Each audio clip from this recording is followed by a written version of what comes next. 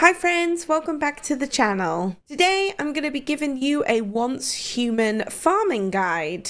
So this is my farm right here, and I'm just basically going to explain everything about farming if you're new or if you maybe feel like you don't fully understand enough about farming. Basically, I'm going to give you some tips on how I set up this farm. We have the Loomy soil, which is the first intro to farming. It's extremely basic. The Loomy soil can basically do what the planter box does, but the vitality and grow times are much slower. So there is one advantage to the Loomy soil. Basically, we could plant 4 of these Loomy soils here, 4 here, as you can only have one planter box.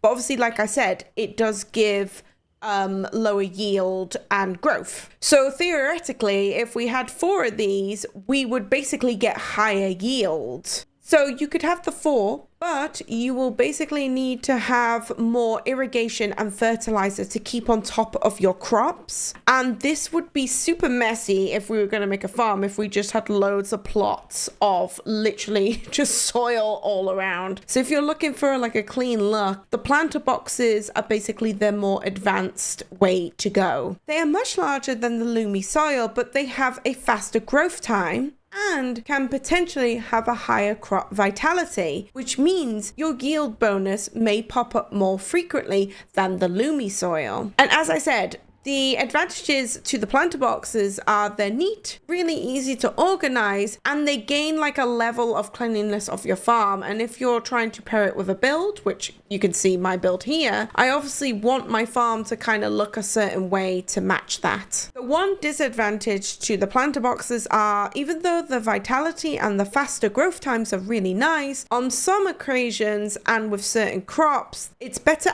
to actually grow them on the Loomy soil. In some cases, if you just want to harvest crops super fast, the Loomy soil is actually the way to go. So here is my compost bin, and basically it's used to convert organic matter, such as food, spoiled food, flowers, etc., into fertilizer. So here it is. And then this is what you would put in it to compost, and then basically your fertilizer comes out. The fertilizer is used to provide additional benefits to your farm, such as higher yields, faster growth speeds, higher deviated crop rate, and so much more. The compost bin is basically essential to running a really successful farm in Once Human. So one advantage is that basically you can use your additional crops that you've grown over here in your farm to create more fertilizer, and this will basically result in you never running out of fertilizer. A good advantage of the compost bins are they're really cheap to make in Once Human. They only require 30 logs, 10 metal scraps, and 10 sintered brick. So one disadvantage is that you need actually a steady influx of organic matter to keep these actually functioning. Their storage is quite limited, as you can see, for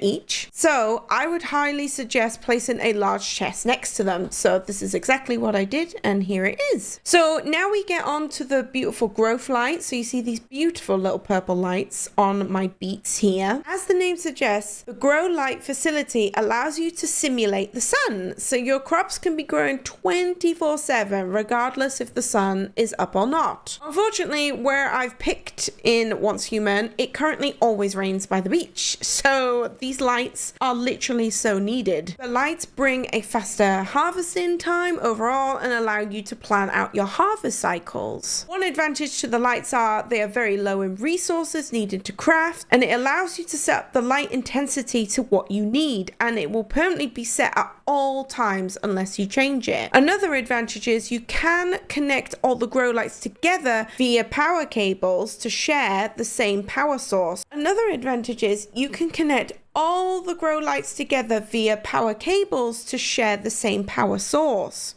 So, as long as the first in the chain is hooked up to either the terminal or the generator directly. So here's just a really quick tour, but as you can see, I've literally hooked up all of my lights. So I have all these cables hidden so you can't see it on the video, but this is technically what my farm looks like. As you can see, it's very messy with the cables. Basically, one of the main disadvantages to the lights is that basically it needs power continuously to keep going 24/7, as you saw with all my wires. Granted, it's only 1 watt per light, but it does actually add up, especially if you're going to do a really massive farm. So now we go on to the irrigation, which, as the name suggests, facilitates providing water and irrigation to your farm. So this makes sure that all your crops are watered at all times. So you can see where I've put it here, and it has a super large radius, and it covers 3 planting boxes vertically and horizontally, and also 2 planting boxes diagonally. So you can cover up to 36 planting boxes at once if you were going for the maximum farming efficiency. So an advantage to these are they're really low maintenance, and like the grow light, you can see the irrigation amount. All crops are covered within the radius. They're not too large, and their radius makes it a must for continued farming and efficiency. So the main disadvantage is quite a big one for this. It requires a full irrigation system to operate, meaning you will need water pumps, water tanks, and water extractors or rainwater collectors. So just to quickly show you, here's my water pump.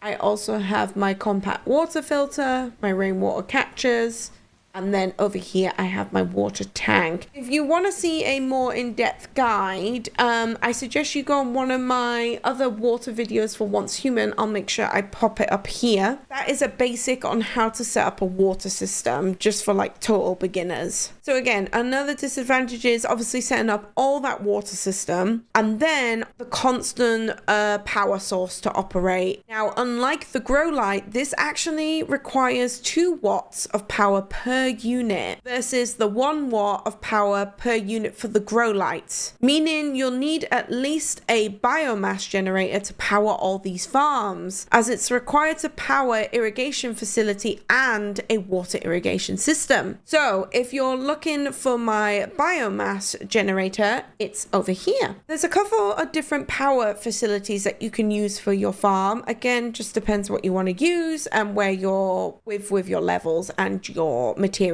So a small solar generator is basically the one to start off with first, but it is highly limited with only 15 watts. So to be honest, you're not going to be able to do too much with this being your sole power source. I would totally advise changing this as soon as possible, as really you're going to need a large solar generator or a biomass generator or a hydro power generator. This is only if you're going to be next to water though, mind you. So this is the biomass generator, and this is the one I highly recommend. These generators are for farm power, so they run on biomass, and the farm you have will have plenty of biomass to use for power for these generators. So it's basically self-sufficient. The small generator also has a 25 watt limit, which is much better than the 15 watts for the small solar generator. So obviously you'll need power terminals. This allows you to transport the power cables throughout your farm, basically through the wall, through the ceiling, which allows your farm to keep looking clean and organized. Or unless you're like me and you just have a million different cables everywhere, and then you just hide them,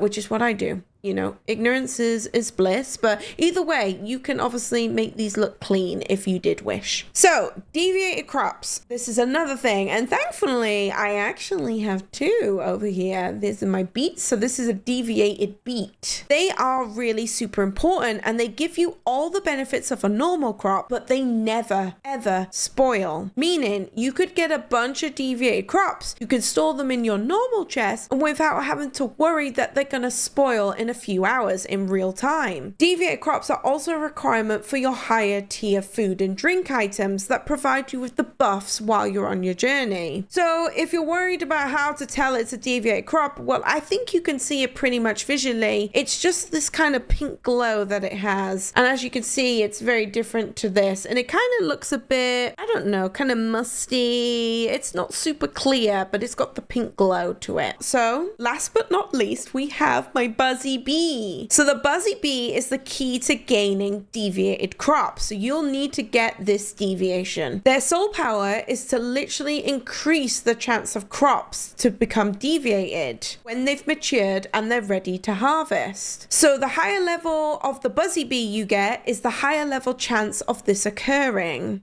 You can find the Buzzy Bee while flying out to these following locations. So you can find Buzzy Bee in the Citrus Country Farms to the northwest of Deadsville, which is here. So here's Deadsville, and here is there. Another location for the Buzzy Bee is the Sutherland Family Orchard Farm, which is a little ways off Deadsville. So Deadsville's here, and then here is the orchard where you can find the Buzzy Bee. And that's my guide pretty much. I hope this helped you out with your farming. If you have any questions or any follow-up questions that you need to ask, please let me know in the comments. I'll be happy to help you out. Until next time, friends. Bye!